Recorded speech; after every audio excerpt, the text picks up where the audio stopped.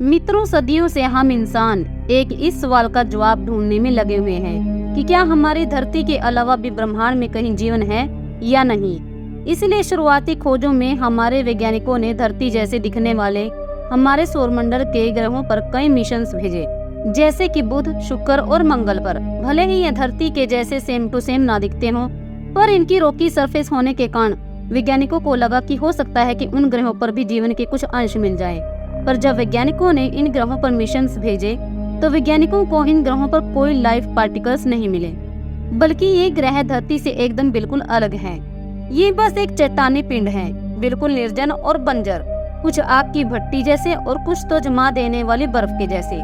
चलो मान लिया कि इन ग्रहों पर जीवन का कोई अंश नहीं मिला है, पर इनके चंद्रमाओं पर तो जीवन हो सकता है। पर ये क्या, बुध और शुक्र ग्रह के पास तो अपना कोई चंद्रमा ही नहीं है, तो उन पर भला जीवन की कल्पना भी कैसे की जा सकती है। पर मंगल ग्रह के पास तो अपने चंद्रमा हैं, और वो भी दो, फोबोस और डीमोस। पर नहीं, इन चट्टान जैसे दिखने वाले चंद्रमाओं पर भी जीवन नहीं है, और हमारी पृथ्वी जिस पर जीवन है उसकी चंद्रमा पर भी जीवन नहीं है। तो भला बाकी के निर्जन और बंजर ग्रहों के चंद्रमाओं पर जीवन कैसे हो सकता है। यानी कि हमारे सौरमंडल के इनर प्लैनेट्स के किसी भी चंद्रमा पर जीवन नहीं है। इसीलिए हमारे वैज्ञानिकों ने अपना रुख सौरमंडल के आउटर प्लैनेट्स के चंद्रमाओं की ओर मोड़ा। शुरुआती खोज के दौरान वैज्ञानिकों को जुपिटर, सैटर्न और नेपच्यून ग्रहों का चक्कर लगा रहे कुछ ऐसे चंद्रमाओं का पता चला जहां किसी प्रकार का जीवन मौजूद हो सकता है। क्योंकि वैज्ञानिकों को जुपिटर ग्रह के मून यूरोपा और सैटर्न ग्रह के मून एंसेलस पर जीवन के लिए जरूरी सभी 3 तत्व विशाल मोटी बर्फ की परत के नीचे मौजूद सब surface liquid water, organic molecules और एनर्जी का पता चला है। ऐसे में काफी संभावनाएं हैं कि इन मून्स के विशाल सरफेस लिक्विड ओशंस में किसी प्रकार की कॉम्प्लेक्स लाइफ मौजूद हो सकती है। और वहीं शनि ग्रह के मून टाइटन पर वैज्ञानिकों को लिक्विड हाइड्रोकार्बन के ओशंस और एक सब्सटेंशियल एटमॉस्फेयर भी मिला है। ऐसे में काफी संभावना है कि इनमें से कुछ चंद्रमाओं पर जीवन मौजूद हो सकता है तथा भविष्य में वहां जाकर किसी प्रकार की मानव बस्तियां भी बसाई जा सकती हैं। तो चलिए दोस्तों, हमारे साथ एक रोमांचक सफर पर, जहां हम इन चंद्रमाओं की अनोखी यात्रा करेंगे और इनके बारे में और भी अच्छे तरीके से जानने की कोशिश करेंगे। तो नमस्कार मित्रों, स्वागत है आपका हमारे चैनल द रहस्य टीवी वर्ल्ड में। मित्रों, यह जरूरी नहीं है कि जीवन केवल हैबिटेबल जोन में मौजूद ग्रहों पर ही पनप सकता है। तारों के हैबिटेबल जोन और उनकी गर्मी से परे मौजूद विशाल गैस जाइंट का चक्कर लगा रहे मून्स भी जीवन पनपने के लिए काफी उपयुक्त हो सकते हैं। किसी ग्रह और उसके चंद्रमा पर जीवन पनपने के लिए 3 बेसिक इंग्रेडिएंट्स की जरूरत होती है, जिसमें पहला इंग्रेडिएंट है एनर्जी, जैसे कि सनलाइट और जियोथर्मल एनर्जी। वहीं जीवन के लिए दूसरा जरूरी इंग्रेडिएंट है हैवी एलिमेंट्स, जैसे कि ऑक्सीजन, कार्बन और सल्फर। तो वहीं तीसरा जरूरी इंग्रेडिएंट है लिक्विड वाटर। खोज के दौरान वैज्ञानिकों को हमारे सौरमंडल के कुछ चंद्रमाओं पर जीवन के लिए जरूरी ये सभी 3 इंग्रेडिएंट्स मिले हैं। मित्रों, आपको सौरमंडल के सबसे खूबसूरत ग्रह कहे जाने वाले शनि ग्रह की मून टाइटन के बारे में तो पता ही होगा। टाइटन शनि ग्रह का सबसे बड़ा चंद्रमा है। यह पूरे सौरमंडल में इकलौता ऐसा चंद्रमा है जिसके पास हमारे पृथ्वी की ही तरह एक नाइट्रोजन रिच एटमॉस्फेयर मौजूद है। साथ ही यहाँ लिक्विड हाइड्रोकार्बन की रिवर्स और विशाल लेक्स भी मौजूद हैं। यहाँ पृथ्वी की ही तरह ही बादल बनते हैं, जिनसे कि मीथेन और इथेन की बारिश होती है। 1980 में वॉयेजर मिशन ने टाइटन का करीबी से अध्ययन किया, जिसमें हमें पहली बार पता चला कि यहाँ एक सब्सटेंशियल एटमॉस्फेयर मौजूद है। जिसके बाद 1997 में सैटर्न और उसके मून टाइटन का अध्ययन करने के लिए कैसिनी ह्यूजेंस मिशन लॉन्च किया गया था। 2005 में Huygens probe main Cassini spacecraft से अलग होकर टाइटन पर सफलतापूर्वक लैंड हुआ।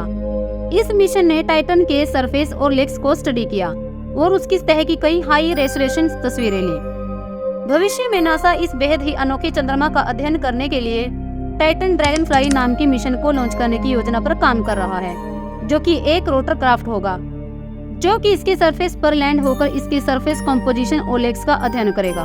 वैज्ञानिकों के अनुसार टाइटन का वायुमंडल सक्रिय और जटिल है और यह मुख्य रूप से नाइट्रोजन और मीथेन से बना हुआ है। टाइटन में कार्बनिक अणु भी मौजूद हैं, जिनमें कार्बन और हाइड्रोजन शामिल हैं और जिनमें अक्सर ऑक्सीजन और पृथ्वी के वायुमंडल में पाए जाने वाले अन्य तत्व शामिल होते हैं, जो जीवन के लिए आवश्यक हैं। ऐसी भी संभावना हो सकती है कि यहाँ किसी प्रकार का जीवन मौजूद हो जो कि हमसे काफी अलग हो और जीने के लिए हमसे काफी अलग ही संसाधनों पर निर्भर करता हो। सिर्फ शनि ग्रह के मून टाइटन पर ही जीवन के लिए जरूरी तत्व नहीं मिले हैं, बल्कि वैज्ञानिकों को हमारे सौरमंडल के सबसे बड़े ग्रह बृहस्पति के मून यूरोपा पर भी जीवन के लिए जरूरी ये 3 इंग्रेडिएंट्स मिले हैं। मित्रों, यह तो आप जानते ही होंगे कि जुपिटर ग्रह को उसका चक्कर लगा रहे 4 बड़े गैलिलियन मून्स के लिए जाना जाता है।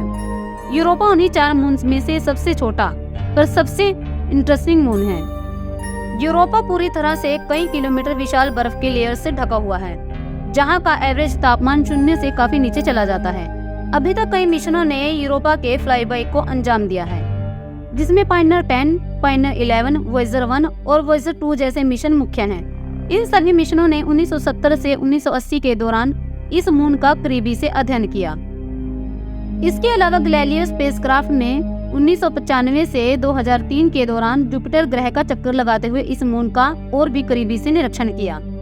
वहीं 2011 में लॉन्च किया गया जूनो स्पेसक्राफ्ट, जो कि अभी वर्तमान समय में जुपिटर ग्रह के ऑर्बिट में मौजूद है और वह लगातार जुपिटर ग्रह और उसके मून्स का अध्ययन कर रहा है। और अभी 2012 में हबल स्पेस टेलीस्कोप द्वारा किए गए निरीक्षण के दौरान वैज्ञानिकों को यूरोपा के साउथ पोल से निकल रहे वाटर लम्स का पता चला, जिसके बाद 2014 और 2016 में किए गए अध्ययनों में भी वैज्ञानिकों को इसी तरह के अलग अलग प्लम्स का पता चला। ऐसे में वैज्ञानिकों ने अंदाजा लगाया कि यूरोपा के सरफेस में मौजूद मोटी बर्फ की परत के नीचे विशाल लिक्विड वाटर के ओशंस मौजूद हो सकते हैं, जहां किसी प्रकार की कॉम्प्लेक्स लाइफ पहले से ही मौजूद हो या अपने शुरुआती एवोल्यूशन फेज में हो। ऐसा नहीं है कि सिर्फ इन 2 मून्स पर ही जीवन के लिए जरूरी इंग्रेडिएंट्स मिले हैं, बल्कि हमारे सौरमंडल के सबसे दूर के ग्रह नेपच्यून के मून पर भी जीवन के लिए जरूरी तत्व मिले हैं, और वो मून है ट्राइटन। ट्राइटन नेपच्यून का सबसे बड़ा और हमारे सौरमंडल का सबसे विचित्र मून है। ऐसा इसीलिए क्योंकि आमतौर पर मून्स अपने प्लेनेट के रोटेशन की दिशा में उसका चक्कर लगाते हैं, पर वहीं ट्राइटन नेपच्यून ग्रह के रोटेशन के अपोजिट डायरेक्शन में उसका चक्कर लगाता है, जो कि काफी विचित्र है। कई वैज्ञानिकों का मानना है कि हो सकता है कि कई मिलियन सालों पहले ट्राइटन कुइपर बेल्ट का ही एक हिस्सा था, जिसे नेपच्यून ग्रह ने अपने ग्रेविटेशनल फोर्स की वजह से अपनी ऑर्बिट में ले लिया होगा।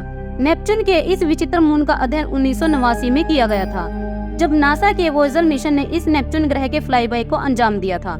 वॉयेजर मिशन ने इस मून की कई यादगार और साफ तस्वीरें ली, जिसने इस मून को देखने का नजरिया ही बदल दिया। वॉयेजर द्वारा जुटाई गई जानकारियों से वैज्ञानिकों को पता चला कि ये एक काफी यंग और एक्टिव मून है, जहां पर नाइट्रोजन के विशाल गीजर्स मौजूद हैं, जो कि काफी विचित्र हैं। वैज्ञानिक इस मून का और भी करीबी से अध्ययन करने के लिए एक विशेष लैंडर मिशन पर भी विचार कर रहे हैं, जो कि इस मून पर लैंड होकर इसकी सरफेस और नाइट्रोजन गीजर्स का अध्ययन करेगा। ट्राइटन के सरफेस से निकलने वाले कई किलोमीटर विशाल गीजर्स से वैज्ञानिकों ने यह अनुमान लगाया कि इसका इंटीरियर आज भी वार्म और एक्टिव है, यानी कि इसके नीचे कोई एलियन लाइफ मौजूद हो सकती है। पर मित्रों, सौरमंडल में सिर्फ ये 4 मून्स ही नहीं है जहां पर जीवन होने के लिए जरूरी तत्व मिले हों, बल्कि हमारे सौरमंडल के इन आउटर प्लैनेट्स के और भी कई ऐसे मून हैं जिनके बारे में वैज्ञानिकों को लगता है कि इन मून्स पर भी जीवन के लिए जरूरी तत्व हो सकते हैं। लेकिन बाकी के और मून्स की चर्चा हम फिर कभी किसी और वीडियो में करेंगे।